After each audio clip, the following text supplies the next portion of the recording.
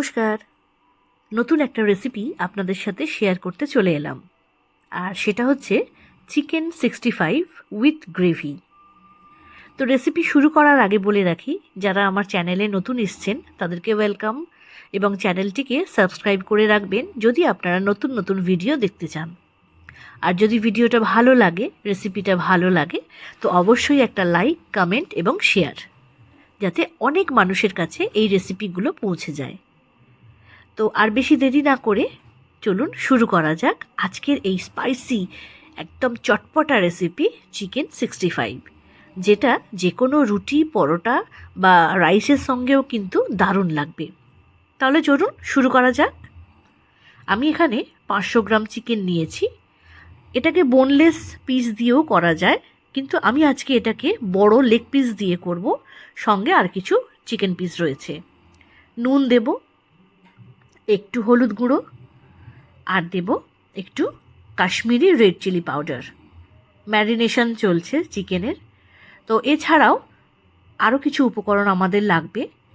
দেব আদা এবং রসুনের পেস্ট 2 চামচ, আর দেব গরম মশলা গুঁড়ো 1/2 চামচ, জিরে গুঁড়ো 1 চামচ, আর দেব গোলমরিচ গুঁড়ো 1 চামচ, আর দেব একটু বেকিং সোডা চিকেনটাকে সফট করার জন্য, আর দিলাম ভিনিগার 1 চামচ। লেবুর রসও আপনারা ব্যবহার করতে পারেন। এখানে একটা টিপস আমি দিয়ে রাখি, যেহেতু আমি এটা বাড়িতে করছি সেই জন্য আমি এখানে কোনো ফুড কালার কিন্তু ব্যবহার করলাম না। যদিও রেস্টুরেন্টে কিন্তু ফুড কালার ব্যবহার করা হয় এর কালারটাকে খুব ব্রাইট করার জন্য। 1 চামচ ময়দা দেব, আর 1 চামচ কর্নফ্লাওয়ার বাইন্ডিংয়ের জন্য, আর একটা ডিম। এগুলো দিয়েও ভালো করে চিকেনটাকে মাখিয়ে নেব। যত ভালো মাখানো হবে চিকেনটা কিন্তু ম্যারিনেশন তত ভালো হয়। তো দেখুন মাখানো হয়ে গেছে।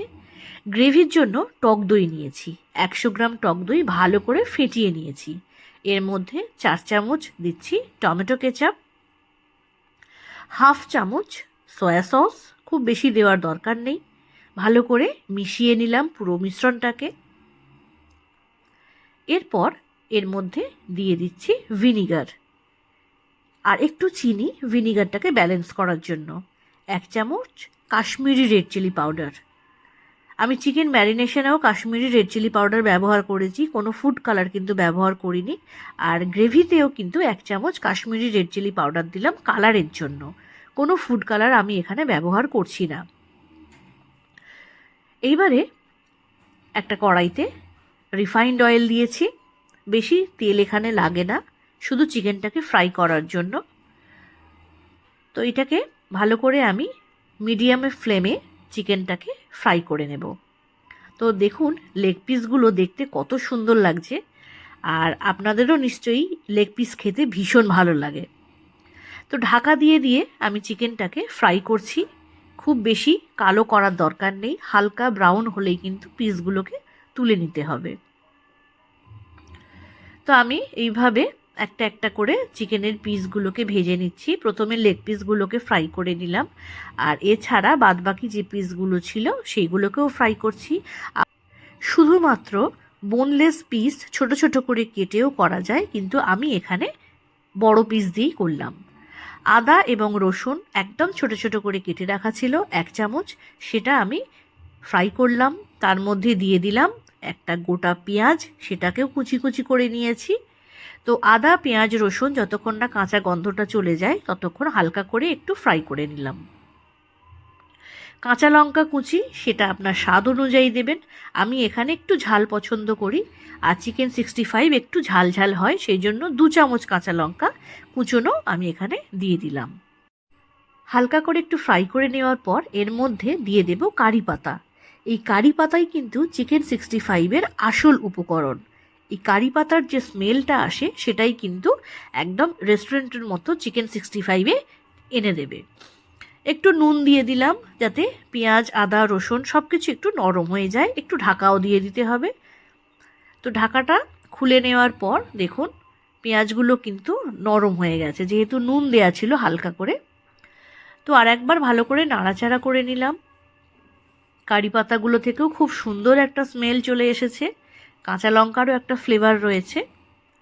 এরপর এর মধ্যে আমি ফেটিয়ে রাখা যে টক দইটা করে রেখেছিলাম, টক দইয়ের যে মিশ্রণটা, সেটা এর মধ্যে একটু জল মিশিয়ে দিয়ে দিলাম। জলটা এই কারণেই মেশালাম যাতে গ্রেভিটা ঠিকঠাক মতো হয়। আপনার কাছে যতগুলো চিকেনের পিস থাকবে সেই অনুযায়ী কিন্তু গ্রেভিটা তৈরি করে নেবেন। গ্রেভিটা একটু ফুটে উঠলেই এর মধ্যে ফ্রাই করে রাখা চিকেনের পিসগুলো এক এক করে আমি দিয়ে দিলাম। চিকেনের পিসগুলো এর মধ্যে দিয়ে দেওয়ার পর এটাকে ভালো করে একটু নাড়াচাড়া করে নিতে হবে। যেহেতু ম্যারিনেশনে ছিল আর ফ্রাই করা হয়েছে, সুতরাং এটা খুব ভালো মতো কিন্তু সেদ্ধ হয়ে রয়েছে। আর একটু যেটা বাকি রয়েছে সেটা আমি গ্রেভির মধ্যে এটাকে ফুটিয়ে নেব। তো সমস্ত পিসগুলো এখানে দেওয়া হয়ে গেছে। গ্রেভির সাথে ভালো করে চিকেনগুলোকে আরও একবার মাখিয়ে নিলাম। এবার মাখিয়ে নেওয়ার পর এটাকে ঢাকা দিয়ে আমি রেখে দেব 10 মিনিট একদম লো ফ্লেমে। তাতে গ্রেভিটা এই চিকেনের মধ্যে খুব ভালোভাবে মিশে যাবে, আর যতটুকু সেদ্ধ হতে বাকি রয়েছে সেটাও সেদ্ধ হয়ে যাবে। তো ঢাকা দিয়ে দিলাম। 10 মিনিট পর এটাকে ঢাকাটা খুলেছি। গ্রেভিটাও অনেকটা শুকিয়ে এসেছে এবং এর কালারটাও কিন্তু খুব ভালো এসছে। 1 চামচ কর্নফ্লাওয়ার জলে গুলে রেখেছিলাম, সেইটা এর মধ্যে দিয়ে দিলাম এর গ্রেভিটা কিন্তু আরেকটু ঘন করার জন্য। তো কালারটা খুব সুন্দরই এসে গেছে। আমি কোনো ফুড কালার ছাড়াই কিন্তু আজকে রান্নাটা করলাম। এরপর এর মধ্যে কুচিয়ে রাখা কিছু ধনেপাতা ওপর থেকে ছড়িয়ে দেব। ধনেপাতার ফ্লেভারটাও কিন্তু এই রেসিপিতে খুব ভালো লাগে। ধনেপাতাগুলো ছড়িয়ে দিয়ে এবারে এটাকে আরেকবার নাড়াচাড়া করে নেব। আর নাড়াচাড়া করে নেওয়ার পর এটাকে গ্যাসটাকে বন্ধ করে দেব, দিয়ে এটাকে 2 মিনিট আমি ঢাকা দিয়ে রেখে দেব স্ট্যান্ডিং টাইম। তো আজকের এই রেসিপি কেমন লাগলো আমাকে অবশ্যই জানাবেন কমেন্টের মাধ্যমে। আর ভালো লাগলে লাইক করবেন, শেয়ার করবেন, কমেন্ট করবেন এবং নতুন বন্ধু হয়ে থাকলে চ্যানেলটিকে সাবস্ক্রাইব করে রাখবেন। আজকের মতো তাহলে এইটুকু। দেখা হবে নেক্সট ভিডিওতে। সবাই ভালো থাকবেন।